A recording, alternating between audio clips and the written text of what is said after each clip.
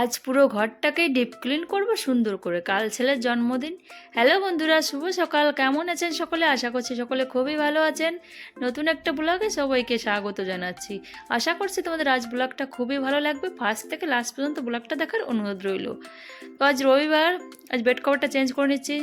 তো আজ সব কিছু পরিষ্কার করে নিয়েছিলাম, যেহেতু কাল কিছু লোককে বলা হয়েছে, কাল ছেলের জন্মদিন, তার জন্য কিছু বাচ্চাদের বলা হয়েছে আর রিলেটিভ কিছু লোকদের বলা হয়েছে, তারা আসবে।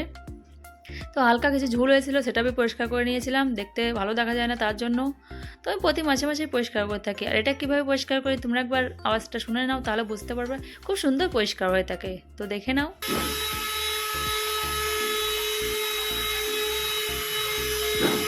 এই মেশিনটা দিলে খুব সুন্দর পরিষ্কার হয়ে থাকে। এই দরজার ছিটকানিগুলোও পরিষ্কার করে দিয়েছিলাম, এটা আমাদের কোম্পানির থেকে দিয়েছে, কোম্পানির থেকে পেয়েছিল দোকানে।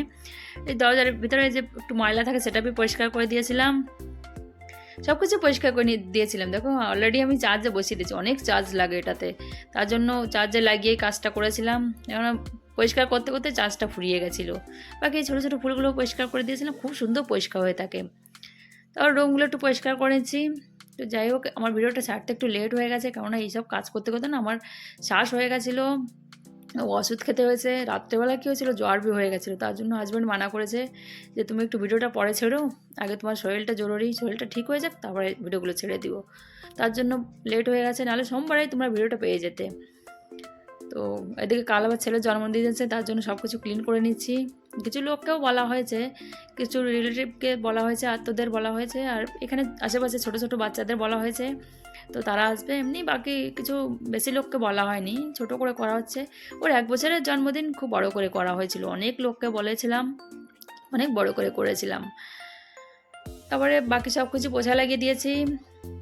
তারপরে চলে এসেছি বেড কভারটা ভিজাতে। একটু গরম জল দিয়ে ভিজিয়ে থাকি আমি, বেড কভার বালিশের কভার গরম জল দিয়ে ভিজিয়ে থাকি। কী হয়, এদের কোনো স্মেল থাকলে বেরিয়ে যায়, গন্ধটা খুব সুন্দর পরিষ্কার হয়ে থাকে। তাছাড়া তোমার তো জানোই আমি হাতেই পরিষ্কার করে থাকি, আমি হাতেই ধুয়ে থাকি। এদিকে দেখো মাছ এনে রেখেছে, মাছটাও কাটতে হবে। এই তেলাপিয়া মাছটা আমার মেয়ে খুব পছন্দ করে, ভাজা খাওয়া খুব পছন্দ করে। বাকি ও মাছটা খুব বেছে বেছেই খায়, সব রকম ধরনের মাছও খেতে চায় না। এই মাছটা খুব পছন্দ করে, আমারও খুব ভালো লাগে, বেশ ভালো লাগে ভাজা খেতে। এই চা বানাতে চলে এসেছি, বেড কভারটা ভিজিয়ে দিয়ে চা বানাতে এসে থেকে দুধটা ফুরিয়ে গেছে, মেয়েকে বলেছি দুধটা আনতে, ও দুধ আনতে গেছিলো। চাটা খাওয়া হয়ে গেছে। তো আমাদের রুমটা পোছা লাগাতে এসেছি, মেয়ে ওদিকে স্নান করতে যাবে, তার জন্য আমাকে বলছে মাম্মি তুমি বেড কভারটা ধুয়ে দাও, তারপরে তুমি ঘরে পোছা লাগিয়ে দিও। তো আমাদের রুমটা পোছা লাগিয়ে তারপরে বেড কভারটা ধুতে গেছিলাম। তো আমাদের রুমটা পোছা লাগানো হয়ে গেছে, বাকি আরও ওই যে মেয়ের রুম পোছা লাগাতে হবে, রান্নাঘরটা পোছা লাগাতে হবে। তো আগে যাই বেড কভারটা ধুয়ে দিয়ে আসি, নাহলে ও আবার স্নান করতে যাবে, স্নান করে মাথায় শ্যাম্পু লাগিয়ে স্নান করবে, কাল আবার মন্দিরে যেতে হবে। তো আমি আমার ছেলের জন্মদিনে প্রতি বছরই মন্দিরে যেয়ে থাকি। এই 1 বছরের জন্মদিন থেকে আমি মন্দিরে যাই, এখানে একটা হনুমান মন্দির আছে, সেই মন্দিরে যেয়ে থাকি। তো ওই মন্দিরে পূজা করে করে আমার ছেলেটা হয়েছে, তার জন্য ওই মন্দিরে আমি প্রতি বছরে যেয়ে থাকি। সব কিছু ধোয়া হয়ে গেছে, নাড়তে চলে এসেছি। কিছু জামা প্যান্ট ধুয়ে দিয়েছিলাম, ওই যে আমাদের নাইটি ধুয়ে দিয়েছিলাম, বালিশের কভারগুলো ধুয়ে দিয়েছিলাম, খুব সুন্দর ক্লিন হয়ে গেছে। এদিকে হাজব্যান্ডকে করে বলেছিলাম যে বর্ষা হচ্ছে, একটা ফুলের ডাল এনে দিও, এটা সাদা ফুলের ডাল, আমরা তো এটা সাদা ফুল বলেই, উড়িষ্যায় কী একটা ফুল বলে, তো সেটা আমি লাগিয়ে দিয়েছি। একটা টব খালি করে নিয়েছিলাম। তাও চলে এসেছি মাছ কাটতে। ঘরে পোছা লাগানো হয়ে গেছে, পোছা লাগিয়ে তারপর মাছ কাটতে চলে এসেছি। এদিকে পর্দাগুলোও খুলে দিয়েছিলাম, এই যে দরজার পর্দাগুলো। তোমাদের একটু প্রবলেম হতে পারে, এই ঘরের সাইডে আমাদের যে রুমটা আছে, দোকানটা আছে, ওই দোকানের কাজ হচ্ছে, তার জন্য একটু আওয়াজ হচ্ছে, একটু ম্যানেজ করে নিও। তো সব কিছু পরিষ্কার করে নিয়েছিলাম, কেননা ময়লা হলে দেখতে ভালো লাগা যায় না। আর কাল যেহেতু কিছু মেহমান আসবে, ঘরে আত্মীয় আসবে, তার জন্য সব কিছু পরিষ্কার করে নিচ্ছি। এই পর্দাগুলো ধুয়ে দিয়েছিলাম, ধুয়ে ফের লাগিয়ে দিয়েছি, শুকিয়ে গেছিলো, হাওয়া বাতাসে শুকিয়ে গেছিলো, রৌদ্র বেরিয়েছিল না। সব কিছু পরিষ্কার করা হয়ে গেছে, দেখো কেমন বাতাস হচ্ছে বাইরে। এখন এই বারান্দাটা ধুয়ে দিয়ে তারপর স্নান করতে যাব। এদিকে বিকাল আবার ছেলের জন্য কিছু জামা প্যান্ট কিনতে যেতে হবে। আমাদের দোকানের সামনে একটা দোকান আছে, দোকানের সামনে বলতে দোকানের উপরে, দোতলার উপরে একটা দোকান আছে, ওই দোকানটায় জামা কিনতে যাবো ছেলের, যেহেতু কাল জন্মদিন তার জন্য। তো এদিকে রান্নাটা কমপ্লিট হয়ে গেছে, হাজব্যান্ডের দোকান থেকে চলে এসেছে, ও আমাকে বলছে বেড কভারটা পেতে দিতে, একটু রেস্ট নেবে, তো তার জন্য বেড কভারটা পেতে দিয়েছিলাম। তো আজ বেশি কিছু রান্না করেছিলাম না, একটু প্রবলেম হয়, দেখো এই যে উপরে উঠে পর্দাটা ঠিক করতে হয়, তার জন্য একটু প্রবলেম হয়ে যায়। আর উপরছে শাড়ি পরেছিলাম, তার জন্য বেশি প্রবলেম হচ্ছিলো না। আমি বেশিরভাগই নাইটি পরে থাকি ঘরে, শাড়িটা খুব কমই পরি, কারণ আজ বিকালে একটু মার্কেটে যাব, মানে দোকানে যাব জামা কিনতে ছেলের, তার জন্য ভাবলাম বিকালে যখন শাড়ি পরতে হবে তাহলে আজ এখনই পরে নিই, ফের আবার খুলবো কি জন্য, তার জন্য এখনই পরে নিয়েছিলাম। বালিশের কভারগুলো ভরে দিচ্ছি, ভরে দেওয়ার খাবারটা স্নেহা গুছিয়ে নিয়েছে, মেয়ে গুছিয়ে রেখে দিয়েছে। আমি এখন যাব রান্না করেই তারপর চলে এসেছিলাম, হয়ে গেছে ক্লিন।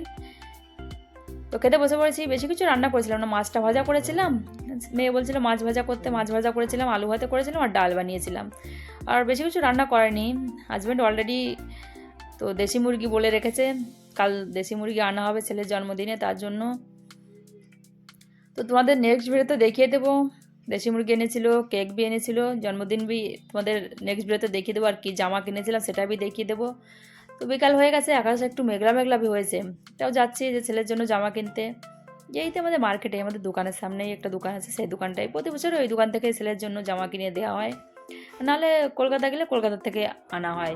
তো এবার আনা হয়েছিল, সেগুলো পরা হয়ে গেছে।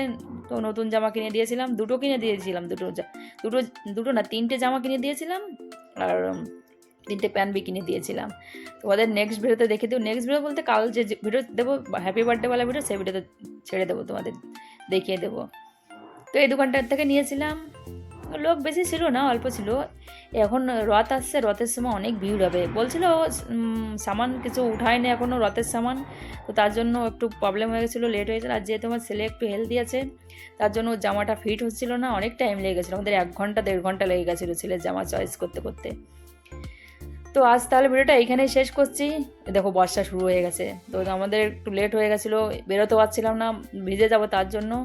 ভিডিওটা কেমন লেগেছে অবশ্যই জানিও, আর ভিডিওটা একটু ভালো লাগলে অবশ্যই লাইক করে দিও। আমার চ্যানেলটাকে সাবস্ক্রাইব না করলে অবশ্যই বন্ধুরা তোমাদের কাছে অনুরোধ রইল, আমার চ্যানেলটাকে সাবস্ক্রাইব করে দিও।